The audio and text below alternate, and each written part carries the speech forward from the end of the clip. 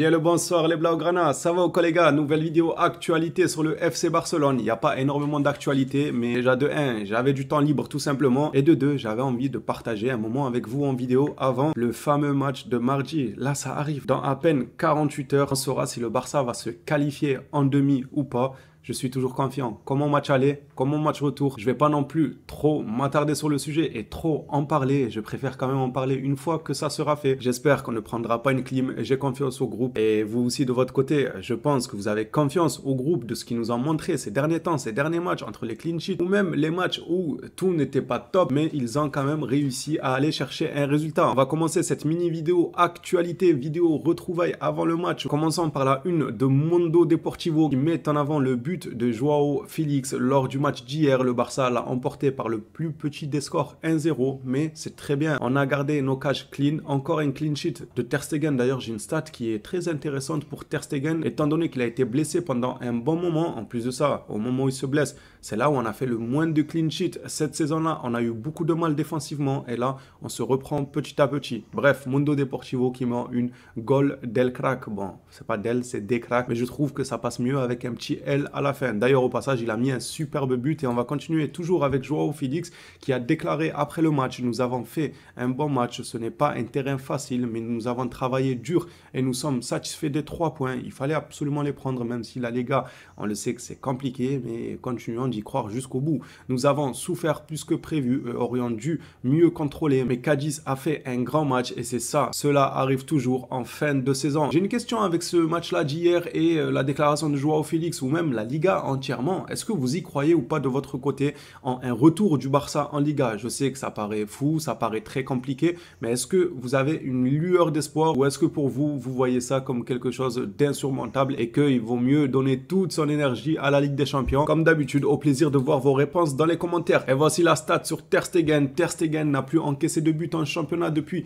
583 minutes et il est désormais à 53 minutes, à peine 53 minutes d'égaler son record qu'il avait établi la saison dernière, 636 minutes. Il me semblait que la saison dernière, le record était beaucoup plus lent. Peut-être que là, c'est le fait qu'il y a eu cette cassure, cette blessure-là, qui fait que cette saison, 583 minutes, je sais pas, ça me paraît beaucoup en soi. Pour moi, c'était un peu moins, mais la stat est là, elle est sous nos yeux. La saison dernière, il avait établi un record de 636 minutes. Là, on nous apprend qu'il est à peine à 53 minutes de ce record. Pour moi, ça ne fait aucun doute. C'est le fait qu'il y a eu ce petit creux-là de blessure et tout, qui nous a porté à confusion sur le fait que Ter Stegen est bel et bien sur une bonne lancée de clean sheet. Au passage, Mundo Deportivo est revenu sur le but refusé de Rafinha la semaine dernière. La commission des arbitres de la fédération espagnole, lors de sa réunion, a analysé et étudié le but annulé de Rafinha contre Las Palmas et on a conclu qu'il s'agissait bel et bien d'un but correct. Bien sûr que le but était correct. On a tous vu que le défenseur de Las Palmas remet tout bonnement le ballon en jeu. Donc à partir du moment, c'est vrai que là, en voyant l'image, oui, il est hors jeu de 10 mètres, Rafinha,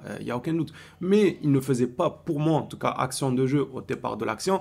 Et par la suite, le défenseur de Las Palmas touche le ballon, ce qui la remet en jeu. Peut-être que si on jouait avec un maillot blanc, ça serait peut-être passé tranquillement. Je sais pas, je dis ça, je dis rien. Non, je rigole. En vrai, vous savez que je suis pas dans ça. Moi, les délires d'arbitre, eux, ils sont privilégiés et tout. En vrai, je m'en fous. Ça s'est passé comme ça. En fin de compte, on a une autre victoire quand même. C'est dommage pour les stats de Rafinha. On passe à autre chose, même si c'est bien dommage qu'il y ait encore des erreurs d'arbitrage de ce niveau-là, malgré qu'on a mis la VAR. Vous voulez voir quoi de plus? Déjà que vous avez des ralentis à volonté. Moi, je sais pas, de base, je connais les restaurants à volonté. Tu payes et tu manges. Là, maintenant, il y a les ralentis à volonté. Ça veut dire que l'arbitre, il est là, il est dans sa loge. Il a des écrans partout avec le ralenti autant de fois qu'il a envie. S'il veut, il met replay.